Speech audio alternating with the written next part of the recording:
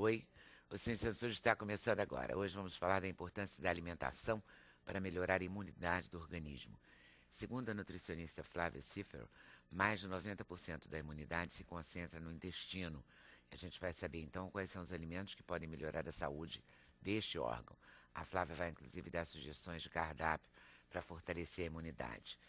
Vamos saber mais sobre os alimentos transgênicos no Brasil. Adriana Brondani é diretora do Conselho de Informações sobre Biotecnologia. Segundo ela, ainda falta informação sobre os transgênicos, mas eles já estão presentes em vários produtos no país. E o Brasil segue normas rígidas para a produção e liberação desses produtos. O economista Flávio Faria reúne 3 prazeres: viajar, contar histórias e apreciar um bom vinho. Essa é a proposta do livro Guia de Vinícolas Chile. Flávia sugere vinhos e passeios turísticos pelas principais vinícolas do Chile e também fala dos tipos de vinho. Hoje é dia dos avós. E com pai e mãe trabalhando quase em tempo integral, eles muitas vezes seguram a educação dos netos. A psicóloga e pesquisadora Jaqueline Marangoni fez uma pesquisa onde detectou que avós e netos vivem praticamente uma coeducação, pois os netos são os mediadores importantes entre os avós e o mundo contemporâneo. Ela dá detalhes dessa pesquisa no livro Meu Tempo, Seu Tempo. E vamos falar de cinema com a Ana Ripper. Ela é a diretora de Vou Rifar Meu Coração. O documentário retrata o imaginário romântico do brasileiro, a partir da obra de artistas como Odair José, Aguinaldo Timóteo, Valdir Soriano e Vando.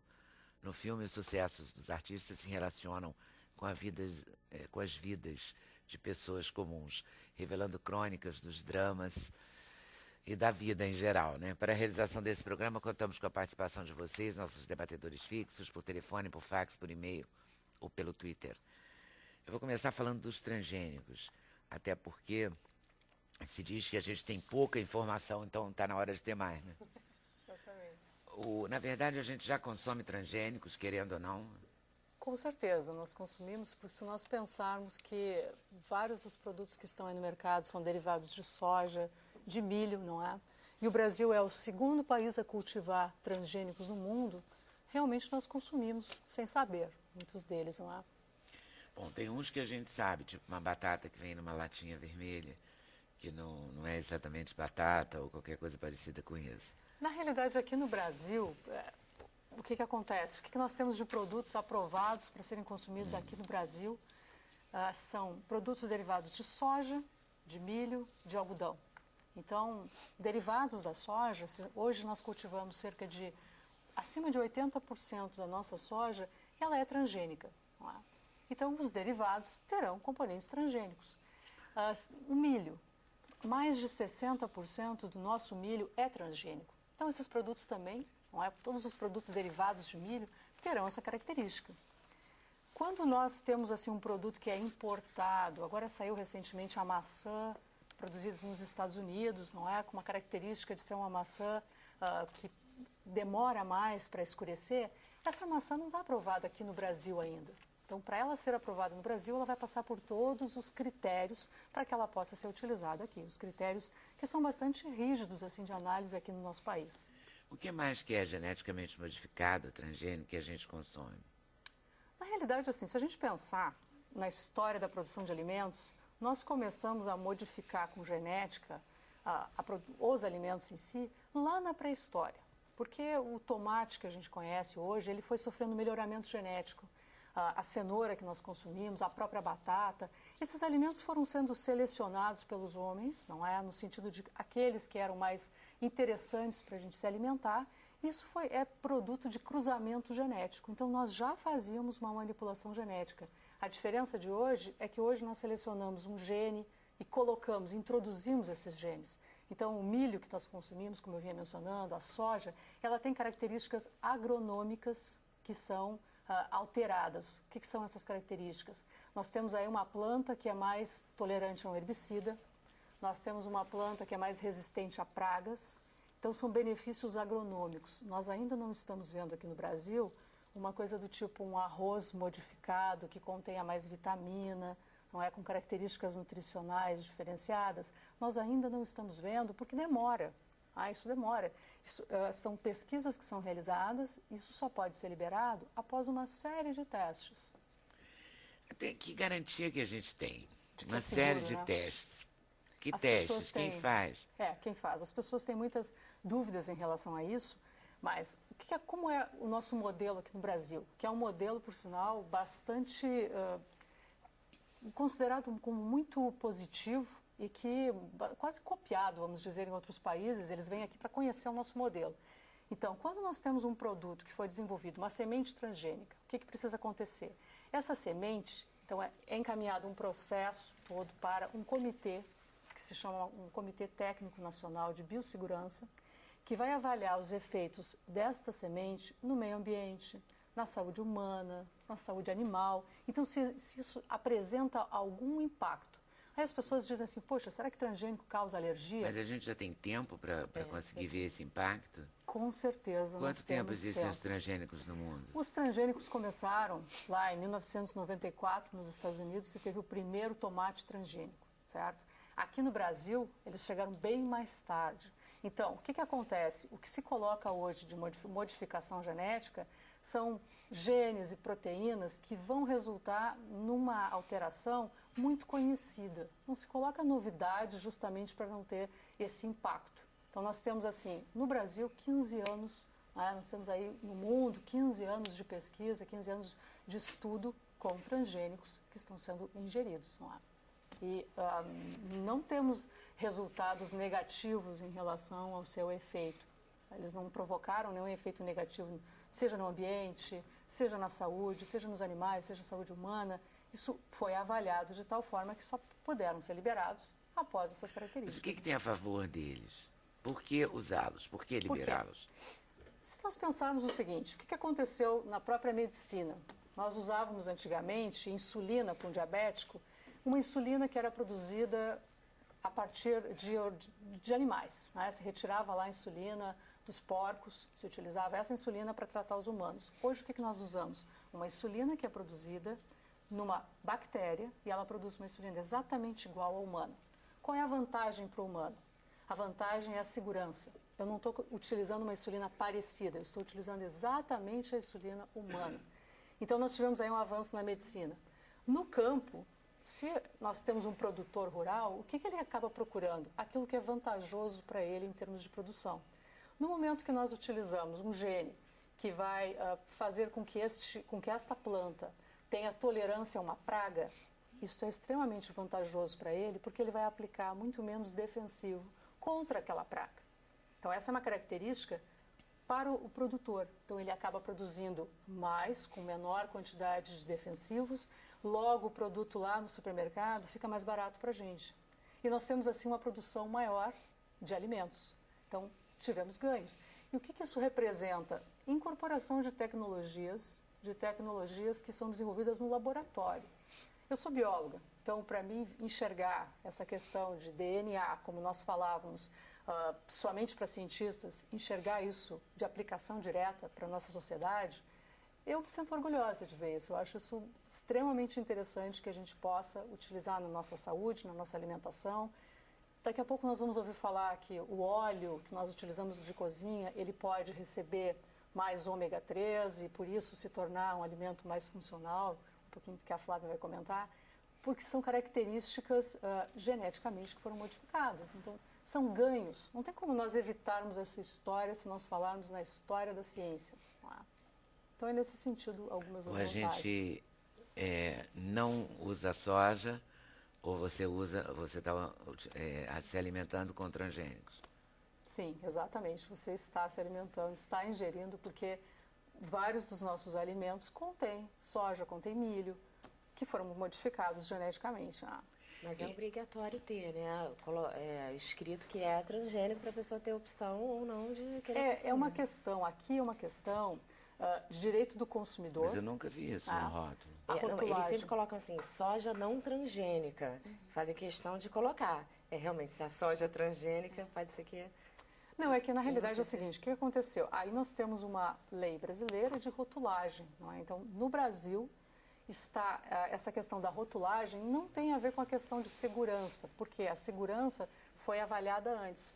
por esse comitê técnico brasileiro que existe de biossegurança, onde todos os processos são encaminhados, são 54 doutores em Brasília que avaliam esses processos, todos. Eu digo para vocês, isso é um processo com muitas páginas, que tem muito estudo realizado. No momento que isso é liberado por esse comitê, nós temos assim o direito de consumir. Então, se foi liberado, já está seguro. A rotulagem é uma questão de informação, assim como eu preciso saber quanto tem de sódio num alimento, não é? Quanto que ele apresenta de lipídios. A informação de transgênicos é mais uma informação e está sendo rotulado. Vocês podem me dizer, poxa, mas a indústria não rotulou totalmente ainda? Não, ainda não houve 100% de adoção, mas cada vez mais nós estamos vendo nos supermercados aí, porque contendo pelo menos 1% de produto transgênico, ele deveria ser rotulado. Fora aqueles produtos que nós consumimos que foram produzidos por um organismo geneticamente modificado, mas que o produto não é transgênico. O adoçante que nós utilizamos hoje, o aspartame, ele é produzido por um micro-organismo geneticamente modificado. Várias vitaminas que nós consumimos como suplementos foram produzidos por micro-organismos geneticamente modificados. Não precisam ser rotulados porque eu não contenho o produto. O organismo foi geneticamente modificado e o produto não é geneticamente modificado. Então, nós estamos consumindo realmente de outras formas, não é? Mas no Os caso benefícios da biotecnologia. Você falou que no caso dos comprimidos, a gente não está consumindo. Não o produto. Né? É derivado de um organismo que já sofreu essa alteração genética. O que mais que você falou além dos comprimidos, dos suplementos? O aspartame. O aspartame é um adoçante. Mas assim, a minha dúvida é a seguinte, existe estudo que tem assim longo tempo de estudo com humanos para avaliar os riscos ou não? Porque se liberado, o aspartame é liberado, tem uma série de substâncias que são aditivos liberados que, que não dá para a gente confiar porque a gente sabe que faz mal. Então, existe assim um tempo que seja hábil para realmente ver se isso teve problemas ou não na saúde humana? Sim, existe. E o que nós temos assim quando nós falamos de alimentos, não é? Um dos primeiros critérios a ser avaliar, a ser considerado, é o critério a possibilidade de causar alergia, que é uma questão que as pessoas se questionam muito. Poxa, será que eu não vou ter uma reação alérgica se eu ingerir um transgênico? É uma pergunta usual, não é? O que se faz quando se desenvolve um produto transgênico? Se introduz um gene conhecido, e este gene conhecido vai gerar uma proteína que deve ser totalmente conhecida. Então, eu não posso gerar nada novo aqui. A outra questão, esta proteína, ela é comparada com diversas outras proteínas que nós já conhecemos, porque a ciência andou muito, não é? Então, nós temos aí muitas proteínas conhecidas que são causadoras de alergia, então elas são comparadas. Se existe alguma semelhança com essas proteínas, eu não posso levar adiante esse produto que eu estou desenvolvendo. Então, aqui eu estou falando de alguns testes que são realizados já nas fases muito iniciais, para não oferecer risco realmente para a população. E isso não é feito com nenhum alimento convencional. Não é? Nenhum dos alimentos que nós ingerimos hoje em dia passam por esse processo. Nenhum alimento. Somente os transgênicos passam por todo esse rigor de análise. Enquanto os demais não. Os demais são utilizados sem toda essa... Sim, mas teoricamente o arroz é arroz, a aveia é aveia, o trigo é trigo. Né? Certo, mas... a soja não. Muitas vezes soja... o que acontece? Nós consumimos um produto orgânico, não é? Que nós muitas vezes não sabemos como que ele foi produzido, porque ele não passou por todos esses critérios. Então, se ele apresenta resíduos ali de bactérias que são causadoras de infecção e existem bactérias com alta letalidade, nós não temos esse controle, nós não temos essa resposta, essa segurança. Enquanto de um transgênico, nós temos todas essas análises que foram realizadas anteriormente para que eles possam ser liberados. Em relação ao tempo que você perguntava, a proteína mais utilizada atualmente na questão de transgênicos é a proteína BT, não é? Que é uma toxina que na realidade faz com que os insetos não se desenvolvam nessa planta. Essa toxina não é absorvida, não é utilizada no nosso organismo, então não tem efeitos no organismo humano, e isso foi amplamente testado em relação à sua segurança.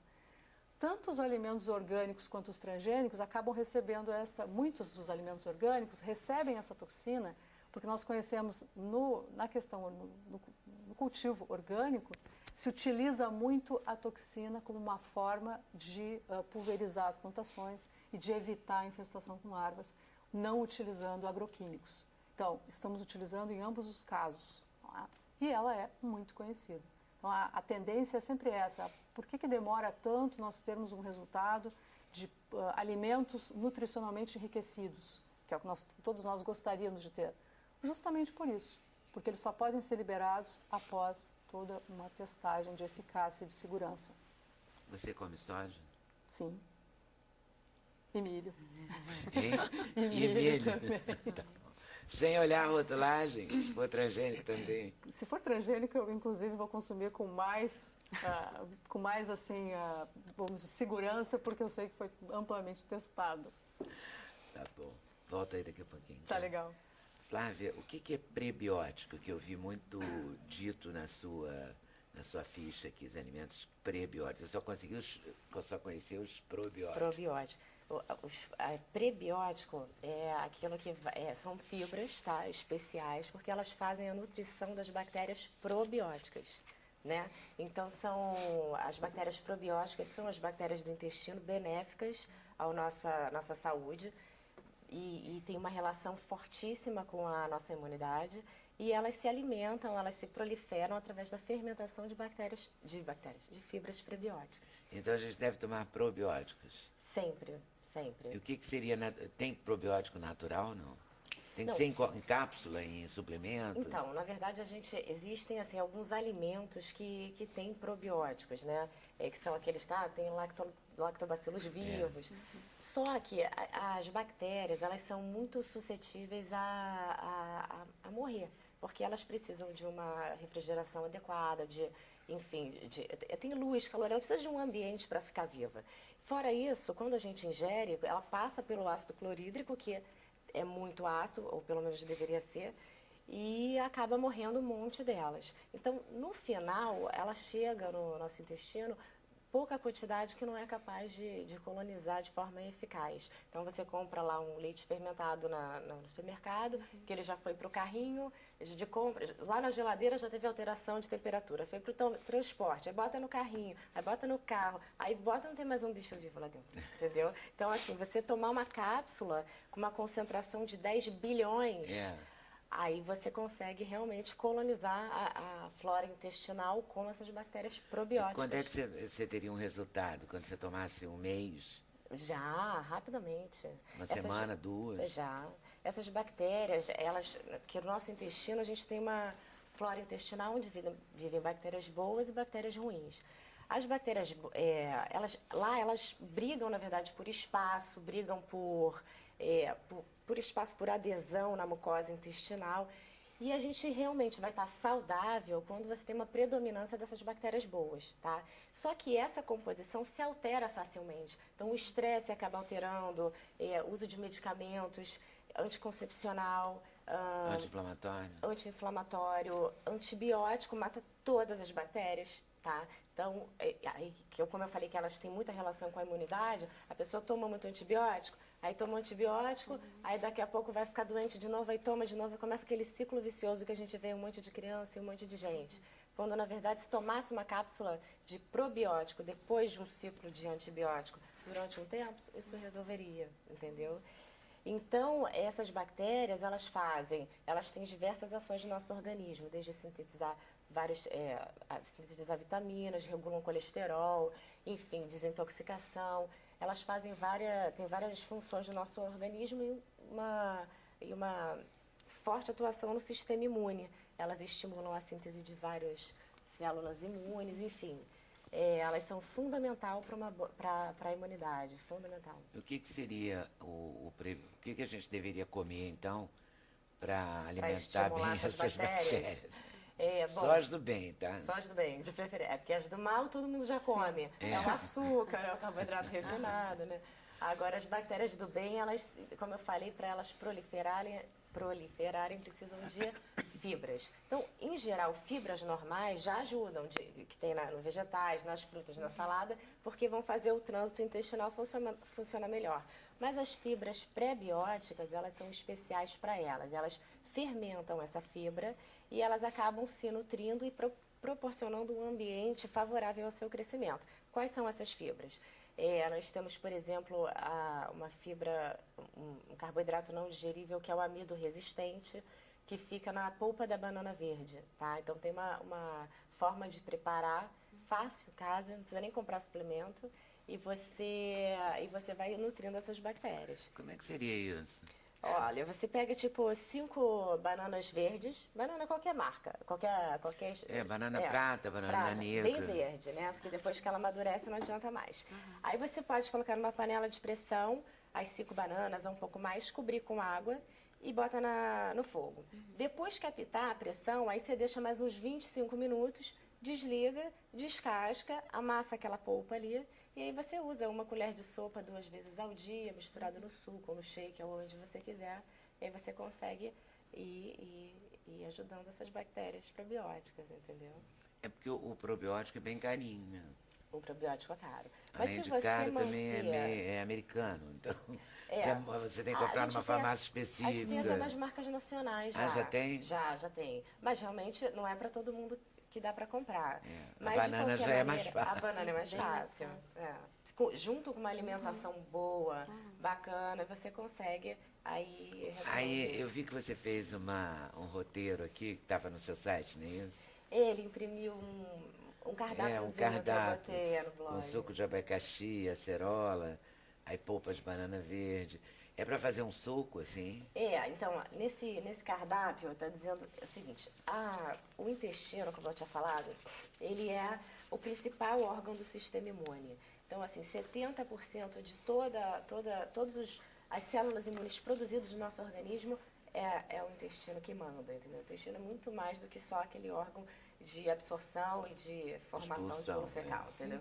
Então, o Dr. Ellen Pova tem um livro, tem né? o Cérebro Desconhecido. Cérebro Desconhecido. Maravilhoso, É muito bacana. Então, na verdade, a gente tem que fazer o que nesse intestino através da alimentação? Fazer com que essa mucosa intestinal, a parede do intestino, fique muito íntegra, né? Porque ela já é uma barreira física para a entrada das substâncias estranhas para o nosso organismo. E com isso você tem vários nutrientes que entram aí. Então, assim, nesse cardápio eu tentei incluir alguns nutrientes que são importantes para a integridade dessa mucosa intestinal, né? Que seriam as frutas que tenham vitamina C, o ácido fólico que é presente nas folhas verdes escuras, nas leguminosas, nos grãos. A gente tem também vitamina E nas sementes, o zinco, o ômega 3, tudo isso é importante para fazer a integridade. O gengibre, por exemplo, ajuda na digestão, isso? Ajuda na digestão. Esse suco de abacaxi com acerola, gengibre, polpa de banana verde, folha de couve e uma colher de sopa de semente de chia, ele teria o quê? A função dele seria também alimentar as bactérias do bem, te dar uma sensação de saciedade, né? Te dá a sensação de saciedade. Você começar bem o dia com energia, isso também? Maravilhoso. Você já começa promovendo uma desintoxicação, né? É o momento que o organismo sofre o maior estresse do dia, é o momento que você acorda, entendeu? É onde você tem maior produção de radical livre. A não ser que nos outros momentos do dia você coma demais, mas em geral, fisiologicamente, é esse momento. Então é um momento que você precisa dar alguma coisa com muito antioxidante. E ele está pronto para fazer essa desintoxicação mais facilmente. Então esse suco... O intestino vai funcionar melhor também? Muito melhor. Você tem fibra, você tem prebiótico, você tem o ômega 3, a semente de chia. E uma coisa importante que é bacana falar...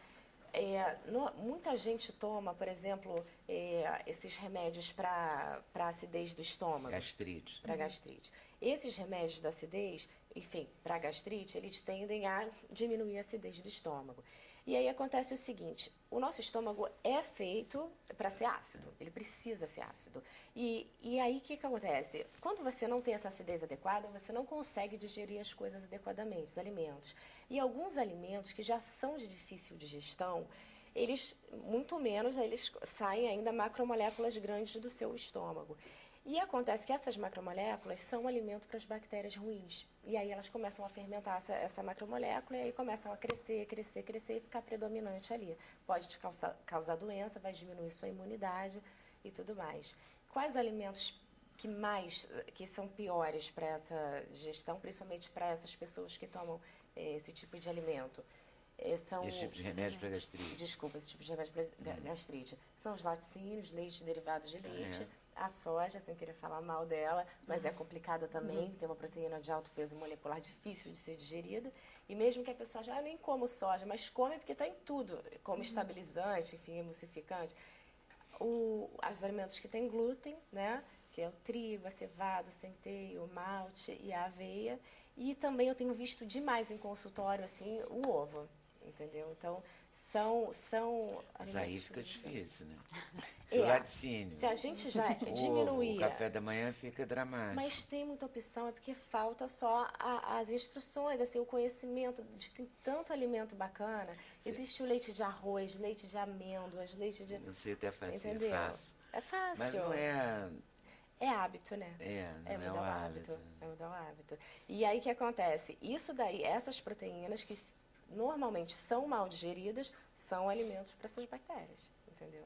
Ruins. E aí afeta tanto na imunidade como na saúde em geral. Você acha que a lactose é É um problema. É um Não é problema. nem a questão da lactose, é a proteína do leite. Ele tem várias proteínas que são difíceis de digerir e tem uma proteína que nós não sabemos digerir, nós não temos enzimas para fazer isso. qualquer laticínio, qualquer queijo? O queijo concentra 10 vezes mais a Não proteína escapa energética. nenhum mesmo. O iogurte é melhor porque tem algum probiótico ali junto, né? Uma Mas, coalhada vai ser melhor. pelo menos, porque se não for um consumo frequente, diário, você já consegue resolver o problema. Porque aí, que uma coisinha mal digerida passe para lá, vai fazer a alegria do jantar da bactéria ruim, mas vai ser um dia só, né? E aí Nos depois outros dias ela vai passar fome. vai passar fome, entendeu? A chia. A chia é uma parceira, realmente? A chia é como a linhaça, porque tem muito ômega 3, que é uma gordura anti-inflamatória, né? Que também contribui para o sistema imune e ajuda ainda a deixar essa membrana mucosa bem íntegra ali. É tudo em nome do intestino. O intestino na verdade, para a gente estar saudável, em primeiro lugar o intestino tem que estar saudável, porque senão, enfim, você leu esse livro, você deve ter visto, a maioria dos neurotransmissores produzidos no cérebro são no intestino também, entendeu? Então, deve ter muito mais coisas ainda a se descobrir sobre ele. Nossa. O óleo de coco. Óleo de coco é Está bom. todo mundo me escrevendo É. e perguntando, pedindo para eu falar de óleo de coco. As pessoas têm tomado em comprimido e dito que não tem tipo efeito nenhum, porque ele é vendido como uma coisa emagrecedora, etc. Mas assim, o óleo de coco não é um milagre, entendeu? As pessoas esperam um resultado milagroso, não é. Aliás, o óleo de coco, quando saiu alguma matéria que todo mundo só chegava no consultório, doutora, óleo de coco, há muito tempo já usava óleo de coco, mas não é essa, é uma ajuda. Não, quando eu era pequena existia banha de Banha coco. de Todo coco. mundo cozinhava com banha de coco. É. Em Minas, não sei, você é gaúcho? Eu sou gaúcha. Rio Grande do Sul tinha banho de coco? Não, não se usava muito banho de coco, que eu saiba. Quem é de você? É do Rio? Sou do Rio. Eu sou de Minas. De Minas? Mas a gente não utilizava, não. Não? Não. Quando eu era pequeno, eu utilizava falar. isso. Ele tem um Como efeito usava de termogênico. porco, né? Banha de porco. Banha de porco, sim. Mas as pessoas Né? usando excessivamente esse óleo de coco, inclusive, podem ganhar peso, não é? Claro que podem. É importante Que é dizer. calórico. E qual seria a vantagem do óleo de coco, Ele então? tem um efeito Porque termogênico. tem comprimidos, tem líquido, tem tudo. É. Só falta ter barrinha de óleo de coco, É. né? Qual que é a versão mais efetiva, vamos dizer assim? Olha, na verdade, o óleo de coco em cápsula não deixa de ser o óleo colocado dentro da cápsula, né? Tá. Na verdade, o óleo de coco ele tem um efeito termogênico de ajudar a acelerar o metabolismo, porque ele é um triglicerídeo de cadeia média, então ele faz esse efeito termogênico. Ele ajuda Se você comer direito.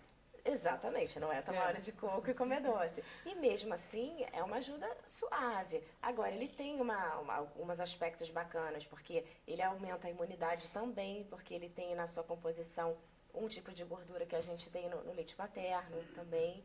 E ele também ajuda a matar fungo e bactéria ruim do intestino. Mas tudo é um equilíbrio, entendeu? O açaí é maravilhoso. Ele até ajuda a emagrecer, se tomar um copinho de açaí. Mas se você tomar um balde de açaí todo dia, ou de castanha ou de chia, não tem jeito, entendeu? Então, E o açaí também, esse que é vendido nas lojas de suco, quase sempre tem tem xarope. aí Também complica a beça, Que é o né? açúcar, Que né, aí é puro. super calórico. super né? calórico. Eu tô vendo vocês falando, né? Por exemplo, semente de chia, eu nunca tinha ouvido falar, né?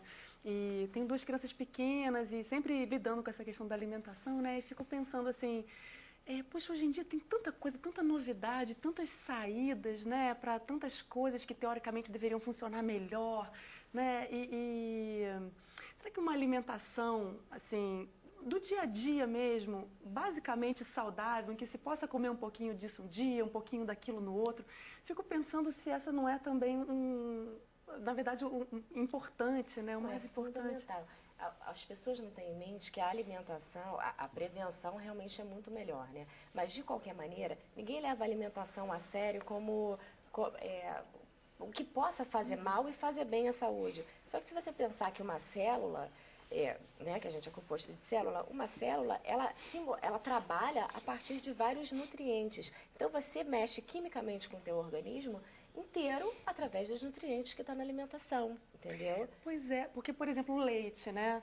Aí tem essa história de que a lactose faz mal, de que as proteínas do leite e tal. Então, quando eu percebi, eu tinha parado de dar leite para os meus filhos. Eu levei outro dia na pediatra, ela falou assim, você está louca, Não, a criança mas tem que tomar na minha leite, opinião, entendeu? você fez muito bem. Fez muito bem. A gente tem muito Mas o pediatra vai ficar enfurecido com você. O pediatra falou, não, tem que Mas dar é leite porque todo dia. isso é uma coisa tradicional, entendeu? Mas as pesquisas novas e quem está envolvido com esse tipo de... Quem é do meio e realmente está envolvido com essa questão desses estudos, nem é tão novo, na verdade. Também não sei porque também não está tão disseminado. A gente tem muita coisa mostrando todas essas ites, rinite, dermatite, dor de cabeça, gastrite, enfim, essas bolinhas que a gente tem atrás do braço, uma inflamação crônica globalizada, né, no organismo, relacionado com o consumo de leite derivados e de alimentos que tenham glúten. Entendeu? Mas não é na vida adulta, não? Não, isso vai desde criança. Aliás, isso vai desde de dentro da barriga. É mesmo? Porque tem algumas proteínas que eles já descobriram, e até com o glúten, que eles podem passar a barreira placentária e já começar a sensibilizar a criança ali. Entendeu? Mas eu nem imagino uma criança sem tomar leite. Acho que vai ficar sem o osso depois. Não, Ela não tem que fazer não tem que fazer a poupança do osso na infância. Mas olha só, vocês acreditam Receber que o cálcio. único alimento que contenha cálcio dessa natureza inteira é o leite? Não. Não é. Mas é o que mais contém, não é? É o que mais contém, mas o osso também não é feito só de cálcio. O osso tem uma série de nutrientes que precisam para formar o osso, Eu acho que entendeu? uma questão também, não é, Flávia, as pessoas às vezes elas abrem mão de um alimento e não substituem. Então talvez esse é um quesito importante do trabalho de vocês. Se nós vamos retirar, no caso, o leite em função da caseína, o que nós vamos colocar no lugar? Não, exatamente. E também Então, porque é simplesmente difícil retirar. você quebrar também alguns paradigmas. Esse leite de amêndoa, ou de arroz, ou de quinoa, funciona? Funciona Tem a mesma- não para substituir, por exemplo... cálcio. Não. Agora, deixa eu O falar... cálcio não. O cálcio Mas não. ele se presta... A fazer o papel de bater um shake, de fazer alguma coisa, alguma preparação. Agora, presta atenção numa coisa. Por Mingau de exemplo, aveia pode ser com mingau esse de leite. aveia. O cálcio, isso eu sempre explico. Por exemplo, um copo de leite, você tem ali em média 240 miligramas de cálcio. Uma mesma quantidade de brócolis, tá? Você tem bem menos, acho que 40 e poucos miligramas de cálcio. Só que existe uma coisa que é muito importante que se chama biodisponibilidade do nutriente. Nem todo o cálcio que está ali você consegue Leite. aproveitar, entendeu? Então, no final, em relação à biodisponibilidade, você consegue até obter mais cálcio através do brócolis do que do leite. Mas não precisa comer um balde de Não brócolis. precisa, entendeu? Porque o que você Não, fiquei aproveita imaginando a dali- proporção. Se o copo de leite tem 240, imagina quanto que eu vou ter que comer criança de comendo brócolis. pouco brócolis, né? aproveitado, pouco aproveitado. E outra coisa importante também, que é para quebrar um pouco essa ideia que todo mundo tem engessada do leite. O osso, ele é formado por vários nutrientes. Então, entra o magnésio, entra a vitamina K, a gente precisa da vitamina D, precisa do cálcio, enfim. Até para metabolizar o tal do cálcio. Exatamente. E E no a gente nosso parou de tomar organismo... sol, porque até quer ficar jovem. Exatamente. Aí é uma epidemia de problema com deficiência de vitamina D. Mas, enfim, quando a gente dá todos esses nutrientes, agem em sinergia. Se você dá de mais de um, você atrapalha o outro. Então, se você tomar só cálcio, igual, por exemplo, muita mulher na menopausa tem prescrição de tomar suplemento de cálcio lá nas alturas, não vai fazer osso nunca. Entendeu? Não tem como. A gente precisa dessa sinergia. E os alimentos verdes escuros, as algas, esses alimentos que têm muito cálcio, e não é o leite, eles têm essa sinergia proporcional igual ao osso. A gente precisa do conjunto da obra. Do conjunto da obra, exatamente. Tá certo. Eu volto aí daqui a pouquinho, tá? Intervalo, a gente volta já já, sem censura, no programa da TV Brasil.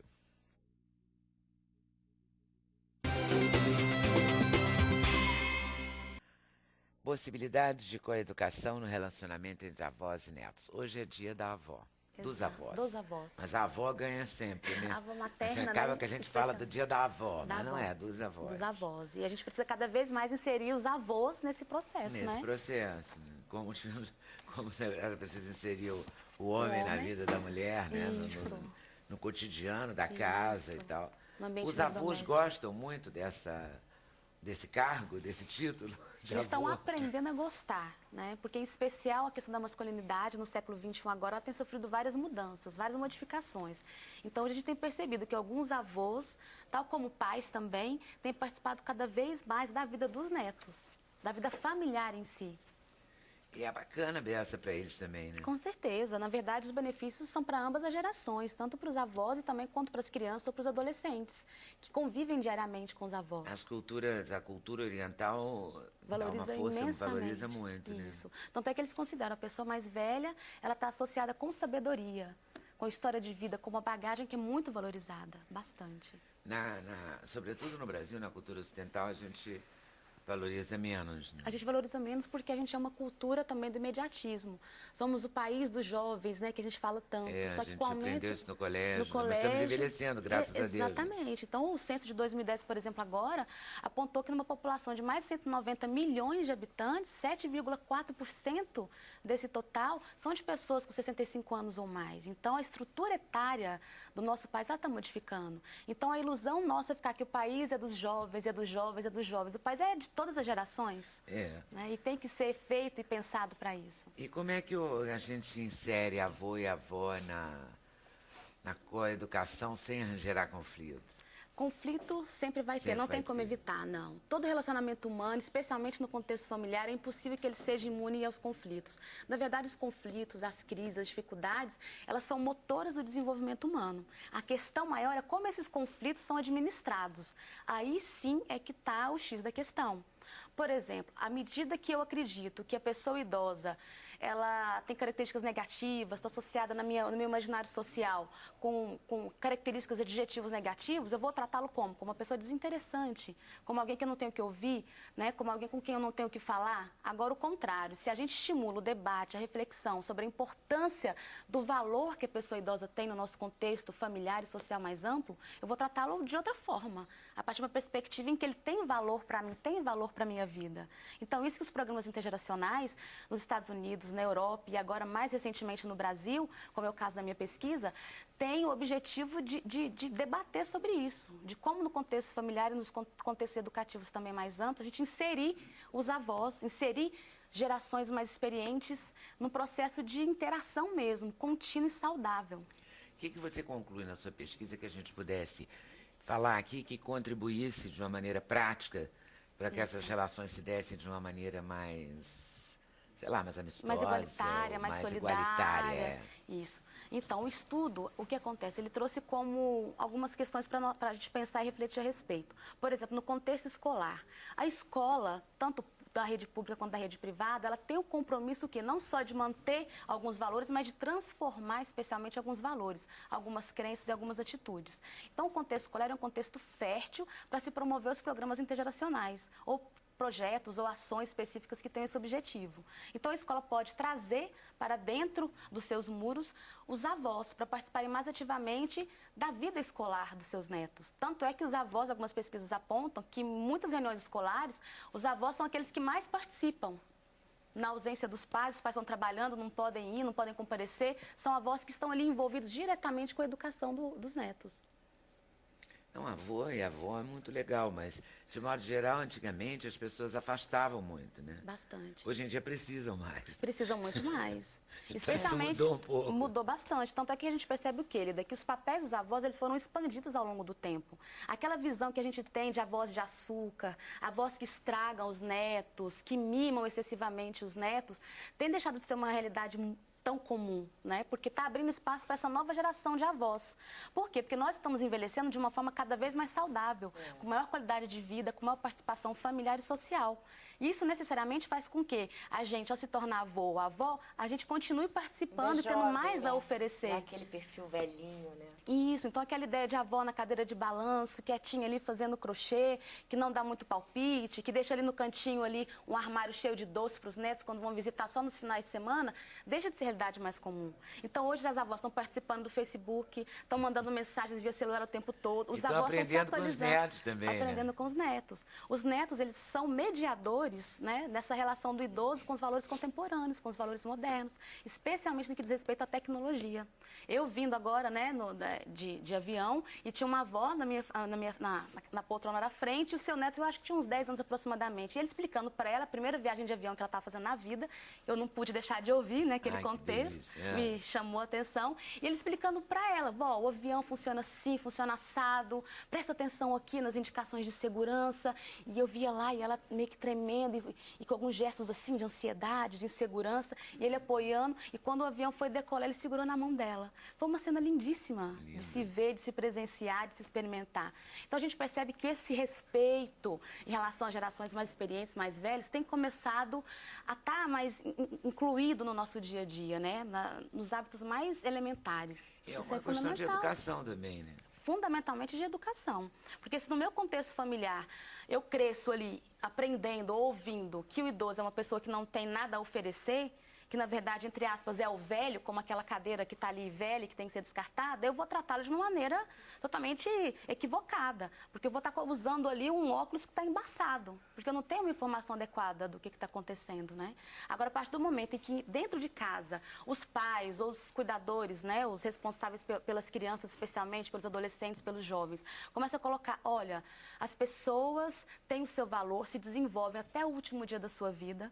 A gente não para de se desenvolver na adolescência, como a própria psicologia até um tempo atrás preconizava. A gente se desenvolve sempre de uma forma contínua, de uma forma complexa também. Então, a gente passa a entender a pessoa idosa a partir de uma perspectiva diferente. Senão menos a gente não aprenderia a vida inteira, né? Isso. Tanto é que na pesquisa, foi uma pesquisa intervenção, Leda. E nessa pesquisa, a primeira etapa, eu trabalhei especificamente com os adolescentes, média de idade de 14 anos. E para fazer ali, explorar um pouco o que eles pensavam a respeito da velhice, eu fiz um questionário, um instrumento ali, para que eles pudessem responder.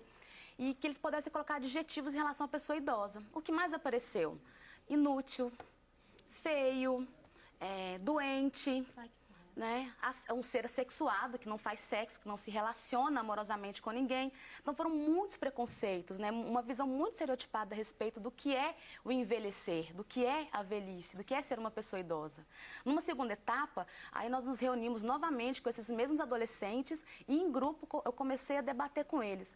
Mas como são os seus avós? Vamos falar sobre os seus avós. Aí eles começaram a escrever e começaram a verbalizar como eram os avós. Aí eles, não, minha avó me busca na escola, a minha avó me dá o dinheiro para eu colocar crédito no celular, a minha avó que vem na minha reunião escolar, a minha avó está aposentada, mas continua trabalhando no mercado informal, vendendo isso ou aquilo para complementar a renda. A minha avó, eu espero ela receber no dia da aposentadoria, para que ela possa me dar um dinheirinho para eu poder lanchar aqui na escola, para que eu possa comprar uma roupa melhor. E eles começaram a perceber que o processo de envelhecimento humano, ele se dá a partir de diferentes experiências, né? É uma multiplicidade de experiências de envelhecimento que a gente tem. E onde se fez essa pesquisa? Numa escola pública, lá em Brasília, de uma região administrativa de Brasília, do DF. Então, eles começaram a perceber que existe essa transferência intergeracional, né? E que os avós têm uma participação ativa, tanto no suporte social, afetivo, como financeiro também. Teve uma neta, por exemplo, que colocou pra gente, Ana, durante a pesquisa, que só conversava com a avó dela sobre sexo. Que não tinha, exatamente, que não tinha essa liberdade de conversar sobre esse assunto com a própria mãe. né? Então, e na terceira etapa, eu levei os netos e os avós para conversarem juntos no mesmo contexto. Então, fizemos várias atividades, foram alguns encontros em que tanto os jovens, os adolescentes, quanto os avós tiveram espaço de fala e de escuta. Então, por exemplo, os avós também tiveram que rever alguns posicionamentos que eles tinham a respeito dos adolescentes. Já começaram dizendo os aborrecentes. E aí nós vamos começar a questionar, como assim aborrecentes? Porque os adolescentes ensinam também. Então começamos a questionar, peraí, quem te ajudou a entender como funciona o controle remoto da televisão, o celular? Ah, foi meu neto que me ensinou. Ah, a senhora trabalha com a internet, mexe com a internet? Sim, quem lhe ensinou? Ah, foi meu neto que ensinou. Enfim, eles começaram a ver também que o fato de você ter vivido muito também não lhe torna dono da verdade absoluta, que é preciso ouvir também, não é uma linha ali vertical, né? E é um processo de coeducação. E os netos também começaram a perceber numa atividade, por exemplo, eu pedi aos avós que levassem fotos da juventude. E aí começassem a falar sobre as histórias, enfim, que eles viveram. Aí uma avó citou que namorou escondido, que pulava a janela de casa, né, porque o pai proibia. Outra comentou que o pai proibiu ela de continuar a escola. Quando ela começou a aprender a escrever, o pai retirou da escola. E aí a neta perguntou, por que, vó, que ele fez isso? Ah, porque ele falou que se eu fosse aprender a escrever era só para namorar, que eu não precisava saber ler e escrever para cozinhar, para arrumar casa e para ser esposa de alguém. Então, eles começaram a humanizar essa relação. Perceber que os avós não nasceram avós, já envelhecidos. Que eles têm uma história para contar, uma história que deve ser contada e que deve ser lembrada com muito respeito, que tem muito que ensinar. Muito bacana.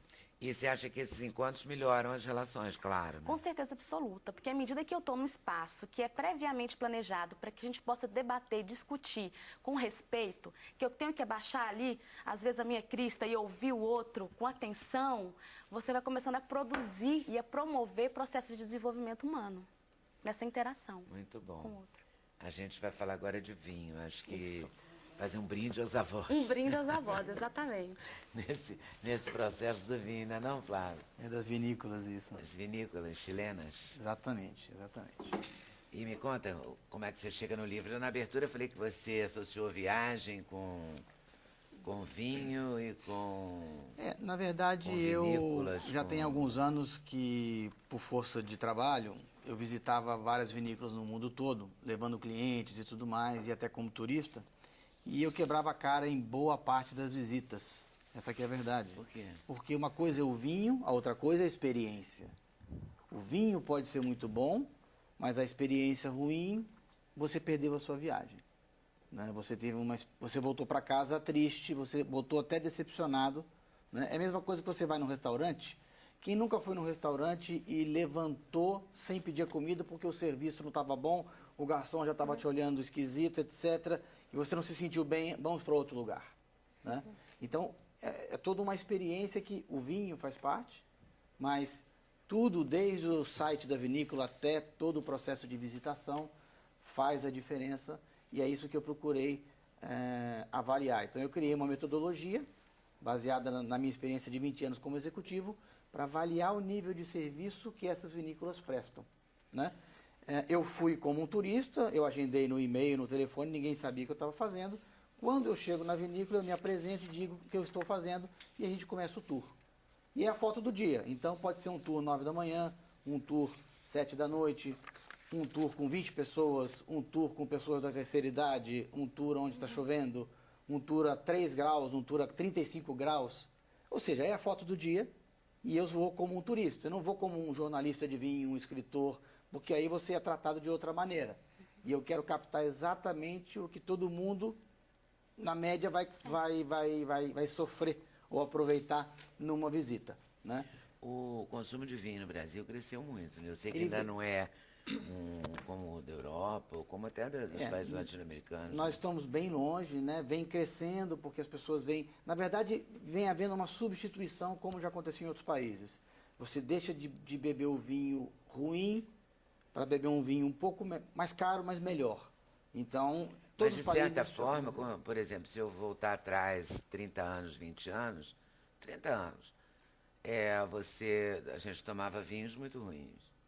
Mesmo os vinhos estrangeiros que a gente tinha aqui. É claro que eu não estou falando de pessoas riquíssimas e que sejam profundos conhecedores de vinho. Estou falando assim, a grande maioria da população tem hoje um vinho até barato e de melhor qualidade do que tinha 20, 30 anos atrás. É verdade. Não é verdade? Exatamente. Há uns 30 anos atrás houve... As ofertas no Isso. supermercado. Porque Tem houve... supermercado popular que tem um folheto só de vinho. Exatamente. Isso é inadmissível há 30 anos inimaginável. atrás. O Ninguém mundo do pode vinho imaginar isso. melhorou muito do ponto de vista tecnológico. Hoje você tem melhores equipamentos e mais barato. A escala trouxe isso. Então você tem hoje um processo mais fácil de se fazer um bom vinho. Então, e mais acessível. Então hoje você tem uma oferta muito grande de vinho. Praticamente vários países, muitos países do mundo fazem o seu próprio vinho e um vinho bom de se tomar. Né? É incrível. Mesmo os vinhos latino-americanos são muito bons. Isso. Então o objetivo do guia... Os vinhos sul-americanos, chileno, argentino. O objetivo do guia é isso, porque como os vinhos são cada vez melhores e parecidos, a experiência que faz a diferença. Esse é o ponto, é o que você vai fazer em cada vinícola. E eu sentia muita dificuldade porque essas informações não estavam organizadas. E não estou falando só do Chile. Se você vai à Toscana, onde você vai? Você não sabe. Onde você vai em Mendoza, na Argentina? Onde você vai na Califórnia? Você tem lá centenas de opções, mas quais daquelas são boas para aqueles seus 2 dias? E você não pode errar. Né? Esse aqui é o ponto. Então, se você tem uma fonte independente, especializada, então não é uma fonte ligada ao mundo do vinho, com patrocinadores, porque todo mundo se pergunta por que essa vinícola está aqui nesse livro e outras não. Tem todo um critério que foi elaborado. E qual foi o critério? Né? São 3 filtros básicos. O primeiro é o seguinte, no caso do Chile, eu concentrei as visitas na área onde tem 95% do turismo. Então, onde está muito longe para cima no deserto e mais ao sul no gelo, tem vinícola lá? Tem, mas ninguém vai, ou seja, pouca gente vai, então já eliminei. O segundo filtro foi vinícolas que tenham um website. Hoje em dia, se você não está na internet, você praticamente não está. Eu também eliminei. E também, dentro das vinícolas que têm website, aquelas vinícolas que estão convidando você. Visitas, vem aqui nos conhecer, etc.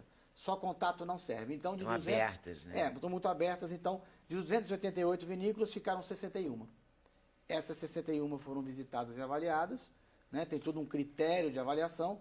Tudo é avaliado, menos o vinho. Então, mas o serviço do vinho é avaliado. Você degustar, aonde degustar, que taça, se você aprende alguma coisa, todo o processo produtivo, ir ao vinhedo, a loja, tudo isso é avaliado, menos o vinho, porque é uma coisa muito pessoal. É muito difícil dizer esse vinho é 92, é 93, é 95. É a mesma coisa que você, olha, Tchaikovsky é 95, Mozart é 91. Fica difícil, é muito pessoal, então eu não entro nessa seara. Mas a vinícola, sim, você consegue ter uma avaliação do nível de serviço e da estrutura que ela te oferece. Tem e você compara, né? Ir a Santiago e não visitar a vinícola tal é como ir ao Rio de Janeiro e não visitar o Pão de Açúcar. Exatamente. Então, E eu já fui bem nessa, porque é uma também que a gente conhece bem. Isso, né? isso. Que é um isso. vinho bastante popular por aqui. É verdade. E tem muitas outras opções. Então, ele é uma fonte de organização para que você, eu quero ver natureza, eu quero ver cultivo orgânico, biodinâmico. Tem um selo, você colocou um selo. Exatamente. Né? A gente tem estrelas, 2 uma, selos, 2 e 3 2 estrelas. 3 estrelas. As vinícolas foram premiadas no Chile, eu fiz uma cerimônia de premiação para elas. Então, hoje, se você vai na vinícola, você tem lá uma placa com as estrelas, e elas valorizaram muito, porque nem o governo, ninguém faz isso. Então, pela primeira vez, elas foram reconhecidas, e a cada 2 anos a gente volta para reavaliar. As vinícolas recebem também, de maneira privada, a sua avaliação em separado, com uma comparação dos seus vizinhos, média, e a comparação do Chile total, médio, para que ela possa melhorar em cada passo da visita. Por exemplo, loja. A minha loja é melhor do que a média do Chile? Sim ou não? O que eu preciso fazer para melhorar? Então, esse é um trabalho também de melhoria do enoturismo. A ideia é que daqui a 2 anos você volte e encontre vinícolas mais preparadas. E eu estou incentivando também que uma vinícola, por exemplo, eu faço as avaliações e algumas vinícolas, você não quer ser meu consultor?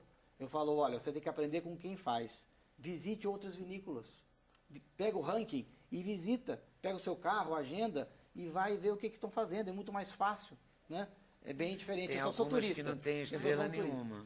Exatamente. Quase metade das vinícolas do Chile não tem estrelas nenhuma. Isso não quer dizer que sejam visitas que eu não recomende. Não é isso. Mas é que as vinícolas que têm estrelas, elas estão mais preparadas, elas cuidam mais dos detalhes. A visita é mais prazerosa, vamos chamar assim, né? Mais eficiente. Depende. Às vezes, assim, por que uma pessoa visita uma vinícola? Porque, às vezes, adora aquele determinado vinho. Eu recomendo, olha, se você ama esse vinho de paixão, vai. né? Agora, não é uma visita talvez tão caprichada do ponto de vista de estrutura, você não tem de conhecimento, você vai lá tomar o vinho, etc. Mas a minha pesquisa informal que eu fiz durante todas essas viagens, sobretudo com brasileiros, porque mais ou menos 60% dos enoturistas no Chile são do Brasil, eles vão para conhecer, não vão para beber vinho. Beber vinho a gente bebe num restaurante perto de casa, a gente compra a garrafa e bebe em casa com a família, com os amigos, etc. Eles vão para conhecer e eles vão para passar uma tarde ou uma manhã um pouco longe dos grandes centros. Vão ficar mais próximos da natureza, vão conhecer mais o país. É um passeio. É um passeio e normalmente agradável, você vai passar bons momentos. Pelas fotos, eu não quero mostrar as marcas, mas olha que lindos os lugares, né? Sim, é realmente incrível. O Chile é um país muito bonito e tem outros países também. Não, você passar uma manhã num lugar desse, ó, né? É bacana. E é tão pertinho, né? É, e hoje a você gente- tem no guia, por exemplo, se você ia viajar para o Chile e estava pensando em visitar uma vinícola, 2, talvez você queira visitar agora 4, ou 5, ou reservar para uma próxima viagem. O Chile é tão perto, né? Então esse é um projeto verdade. global, são 8 guias, esse é o primeiro, que é o do Chile. Nós já estamos com Mendoza sendo executado, depois temos Portugal, Califórnia, enfim. E a cada 2 anos a gente volta para reavaliar novamente. Você fazia o que antes de tomar vinho? Olha, eu já tomava vinho, mas eu era executivo, eu trabalhava em grandes companhias e eu Mas a resolvi... sua formação é o quê? Economia? Eu fiz economia, fiz pós em marketing, hoje eu faço um mestrado, estou estudando, sou professor também na FGV, então eu faço um pouco de tudo, tenho uma consultoria também na área de excelência em serviços, né? E o que você achou dos serviços no Chile? De modo geral, são bons? São bons. É um país organizado e... Os nossos não são tão bons assim, né? Olha, depende. Hoje eu sou um carioca que mora em São Paulo, né? E viajo o Brasil São inteiro. Paulo é diferente também. Exatamente. Então, acho que São Paulo já tem uma visão de serviço. Você vai numa tinturaria, o serviço é diferente. Te tratam como cliente mesmo. Eles têm a noção de quem está de que lado do balcão. É diferente. Outras cidades ainda precisam melhorar um pouco. Né? Gostei muito. Mais de 60 vinícolas para você visitar. Eu gostei disso, de você poder escolher. Quer dizer, você sugere com as estrelas, não é o que você Exatamente. achou que funciona melhor. Mas é aquilo que você falou mesmo. Se você é apaixonado por um vinho, vá naquela Ou por que uma eu- região, ou você está naquele vale específico. Eu tenho um roteirinho aí chamado Vinho por um Dia. Ah, você foi para a neve no Chile, foi esquiar, sobrou um dia, o que eu faço? Eu estou aqui nessa região. Aí você tem lá um dia, aí você tem os roteiros White Lovers, se você adora os brancos, Tinto Maníacos, se você adora tinto, paisagem, compras, crianças. Então existem... Ah, eu estou com meus filhos aqui de 8 anos, 10, e agora? Eu quero ir numa vinícola, mas... Então, tem vinícolas que têm estrutura para criança, tem mini zoológico, tem rodeio, tem museu, tem uma série de Olha coisas que que barato. são mais preparadas, assim, Para criança. para criança, né? E tem aquelas que são mais generosas com a doação de vinhos. Eu vi aqui uma que eu abri, e agora eu não vou me lembrar qual, que dizia assim, essa vinícola dá uma taça de vinho Você para tem... quem chega, não sei o isso, quê. Tem gente que gosta disso, né? De levar uma vantagem. Mas aí, eu acho que depende muito do grupo. Olha, eu sempre recomendo você ir com um grupo de amigos, etc., porque com esse grupo você sempre consegue algumas coisas a mais. E a vinícola é sempre uma empresa pequena. Ah, então prova esse vinho aqui, parece que você está na casa de um amigo, né? E você você estende a visita, muitas vinícolas não têm uma hora específica para começar o tour, terminar o tour. Então a coisa vai mais relaxada. E é assim que deve ser mesmo. Tá certo. Muito bom. Venha com os outros guias. Você vai fazer 8, né? São 8 guias. 8 guias. E eles vão estar Animado disponíveis agora daqui a um mês em aplicativo e em várias línguas. Ou seja, o mundo inteiro vai poder acessar os conteúdos e viajar. Tá certo. Então vamos viajar no intervalo. Voltamos já para falar do filme, do documentário da Ana Riffer. Vou rifar meu coração, antes que a gente rife da gente. Você censura um programa da TV Brasil.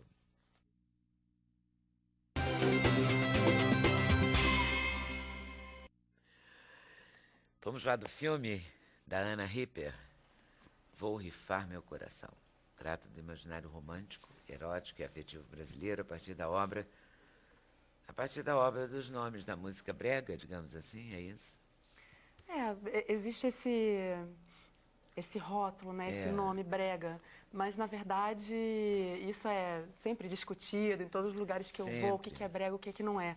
E na verdade a ideia de fazer esse filme, eu sou carioca, né, nasceu de um tempo que eu morei em Sergipe, morei 4 anos em Aracaju e andava muito no interior e comecei a ouvir muito essas músicas e também comecei a frequentar muito a casa das pessoas por conta do trabalho que eu fazia e por conta, enfim, de eu estar longe da minha família também e tal.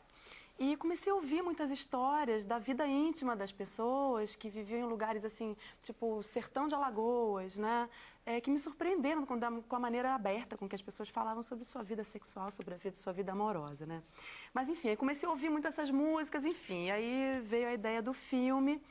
E lá, nesse lugar, enfim, interior de Sergipe, de Alagoas, no Nordeste de uma maneira geral, você fala música brega e você sabe exatamente sobre o que você está falando. É o nome de um gênero musical, que tem uma musicalidade específica, apesar de ser muito abrangente, e que engloba músicas feitas nos anos 70, nos anos 2012, mas que basicamente falam sobre as mazelas do coração, né? De uma maneira bem direta, bem concreta. Fazem sucesso mesmo. Muito grande, muito grande. Porque... E sempre fizeram. Sempre fizeram, e eu acho isso incrível. É uma música que é muito forte, eu acho, artisticamente, porque durante uma época, vamos dizer, nos anos 70, 80, teve um boom, né, da música popular romântica no Brasil. Então, o Vando, o Odair José, o Valdir Soriano, o Lindomar Castilho venderam milhões e milhões e milhões de discos. E eu acho que essa história desse preconceito em relação a essa música vem de lá, né, dessa época, porque foi um grande sucesso, explodiram e era visto como algo assim que era um produto, um subproduto de uma indústria cultural. Mas acho que hoje não tem mais como pensar isso, porque o tempo passou, os anos, as décadas se passaram e essa música continua super forte, continua se comunicando de uma maneira impressionante com as pessoas, com nós todos, com a certeza. Gente, né? E como é que você fez para separar? Você ordenou de que maneira? Qual é o recorte? Sei lá. Como é que você explica isso? Você não juntou só músicas? Então, de maneira nenhuma. Na verdade, antes de ser um filme sobre a chamada música brega, o Vou Rifar Meu Coração é um filme sobre o mundo do amor, do romantismo e do erotismo no Brasil, né?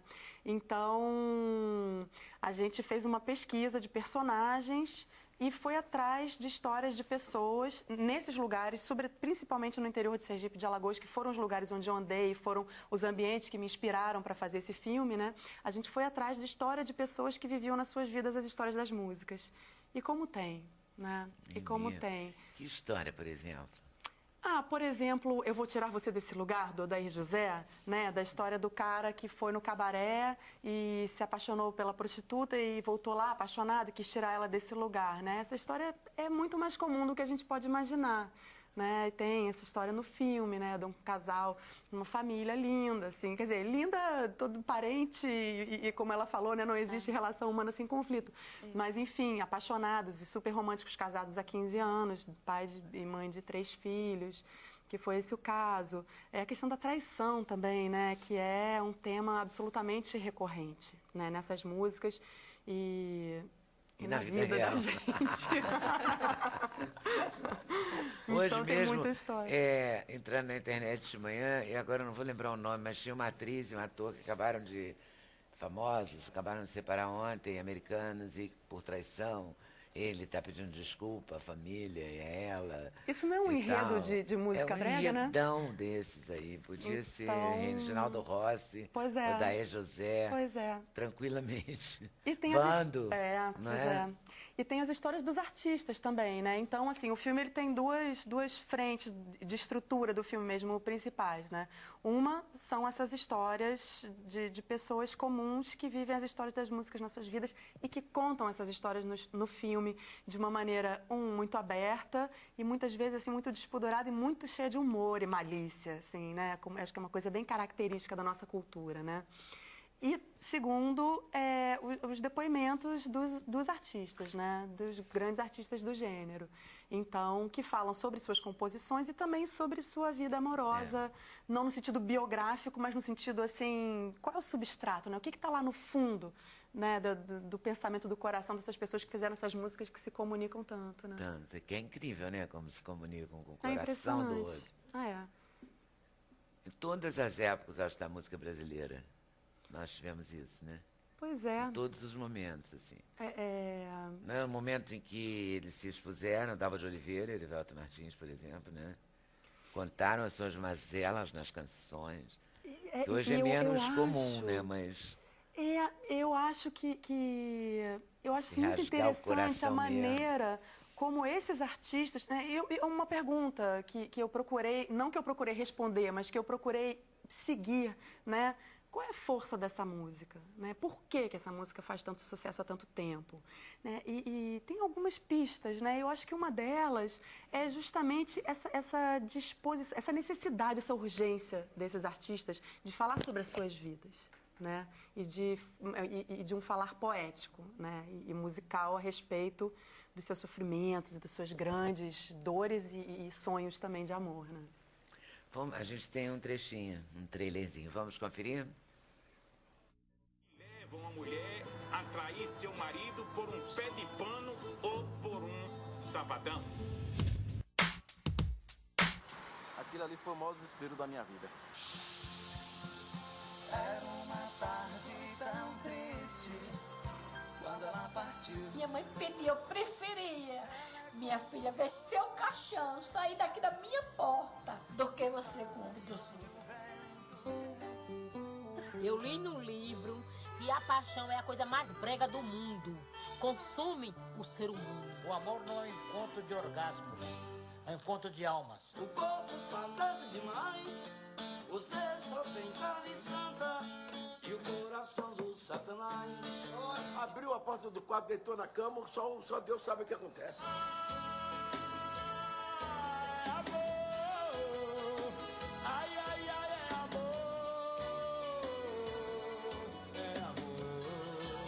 Quando você está sofrendo de amor, quando você faz, você acaba fazendo músicas melhores.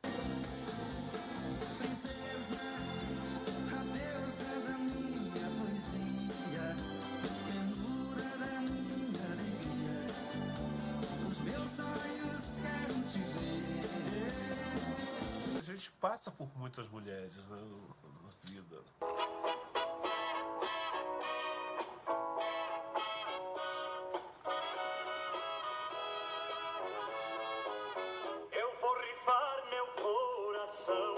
Ou fazer leilão, ou vendê-lo a alguém. Não vou deixar. Muito bom, né? Bem sacado. O Lindomar Castilho está vivo? Tá vivo, tá Ele vivo. cumpriu pena porque ele assassinou uma moça. Pois é. A ex-mulher dele. A ex-mulher dele, ele foi julgado e condenado, cumpriu, não sei se cerca de 10 anos, 7, 8 anos, ou 12, não sei, eu não sei exatamente esse número. E dá seu depoimento no filme a respeito enfim, da sua obra, né? Porque eu acho que ele não ganhou pena de morte, né? E, inclusive, existe uma certa cobrança em relação a isso, né? Por que no filme não fala que o Lindomar Castilho matou a mulher? Ah, né? você não fala? Não, porque, na verdade... Primeiro, não é um filme sobre biografias, sabe, Leda? Então, não fala sobre a biografia de ninguém. E essa situação da entrevista num documentário, eu acho que é, assim, como diz o Eduardo Coutinho, mestre, né? Uma negociação de subjetividades.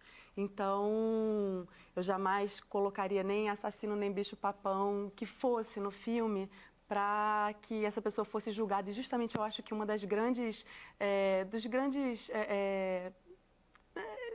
pontos de interesse do filme, né, é justamente o fato de que fala sobre a vida amorosa e sobre os conflitos, né, do amor, assim, para muitas pessoas, sem que essas pessoas sejam julgadas, né? Mas fazendo o advogado do diabo, que eu não vou resistir, ele matou, teoricamente, aquele tipo que mata por amor, entre aspas, né? Mas aí eu também não entro nesse mérito, né? Eu nem sabia que estavam cobrando isso não, entendeu?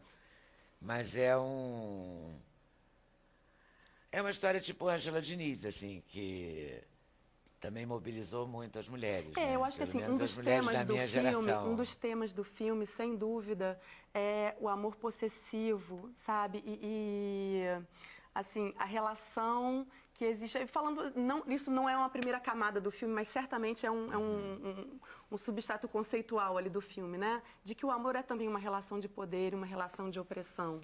Né? O Casa Grande Senzala, do Gilberto Freire, foi uma das minhas referências para fazer esse filme, sabe? Então, que fala justamente sobre esse olhar sobre a cultura brasileira, né? A partir da sexualidade, né? E com tá uma em cartaz relação já? desigual, né? Está em cartaz já? Vai entrar em cartaz dia 3 de agosto, né? Em várias cidades do Brasil, Rio, São Paulo, Belo Horizonte, Recife, Salvador, dia 3 de agosto nos cinemas. Já, né? Sexta-feira. Gente, passa muito rápido. Pois 3 de agosto. Então tá, vou para mais um intervalo e voltamos já já, a gente reforça isso no outro bloco. Sem Censura, um programa da TV Brasil.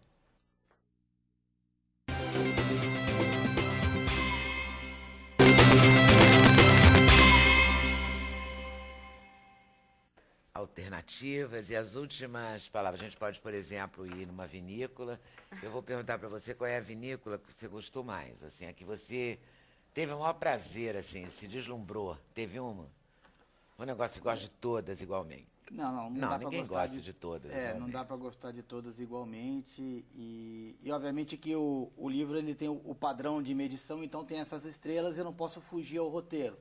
Agora, a minha opinião ali, eu tenho aí 2, 3 vinícolas que são assim meu xodó. Mas eu prefiro guardar para mim porque é muito pessoal mas acho que... Vai deixar a gente escolher. Tem vinícola de 1 estrela, 2, 3... Ou de nenhuma, mas de paisagens lindíssimas e, enfim, às vezes a vinícola tem cada paisagem linda, olha. Às vezes, porque a estrela é o seguinte, se a vinícola fez lá 60% dos pontos, ganha uma estrela. Tem vinícola que fez 59%. Quase, né? Quase, então não quer dizer que... É vice. Tá. A diferença é um pouco tênue. Acho que vale a pena ler o livro, ler o guia, escolher pelas fotos, pelos comentários, enfim. E pela região, né? Porque às vezes você está numa região, gostei muito disso. Às vezes você está numa região que... E o vinho tranquilamente vai ser bom. Vai ser bom, tá certo. Então, sem leite, né, Flávia? Eu indico. Agora, sem glúten? Sem leite, sem glúten. Se não for impossível, que é difícil mesmo, evitar a frequência, né? Essa coisa, todo mundo, todo dia, pão com queijo, assim, evitar um pouquinho. O pão também, a farinha branca, você deve... Porque o pão, de qualquer maneira, mesmo integral, ele é feito de trigo, né? Que tem glúten. Aí existem pães especiais, que hoje é fácil de comprar, que não tem. Me diz uma coisa, esse rapaz de Votuporanga, em São Paulo, Wender Rodrigues, ele tem colite, mas ele chegou atrasado aqui no programa. A pessoa com colite deve comer fibras ou deve evitar? Então, a pessoa com colite, se ela tiver, na verdade, na crise realmente, deve fazer um uso mais ou menos ponderado, mas usar principalmente as fibras solúveis. E evitar esses alimentos inflamatórios, porque eles causam mais irritação na mucosa. Leite é um veneno para ele, carne assada também. Aí pode ser uma coisa mais particular, mas em geral esses alimentos inflamatórios como leite e glúten são péssimos para a mucosa intestinal. Podemos confiar nos transgênicos mesmo, Adriana? Podemos confiar nos transgênicos. Na realidade, a gente conversou aqui um pouco, estávamos falando sobre vinho com o Flávio e a biotecnologia começou com essa história, não é? Começou com a produção de vinhos, então a gente tem o processo de fermentação. É uma biotecnologia clássica, inicial, mas é biotecnologia, né, Flávio? Também. Então nós podemos confiar nos transgênicos pela segurança de avaliação que eles estão. Tá certo. Tem uma pessoa criticando que o leite de amêndoa para uma família de 5 pessoas não daria, mas poderia ser o leite de arroz. Poderia. E de qualquer maneira, pode não ser leite nenhum. Não precisa ter leite, entendeu? É mais radical ainda. Não, mas não precisa. Você pode tomar um suco de laranja, você pode tomar qualquer outra coisa. Bom, temos aqui o Meu Tempo, Seu Tempo, da Jaqueline Marangoni.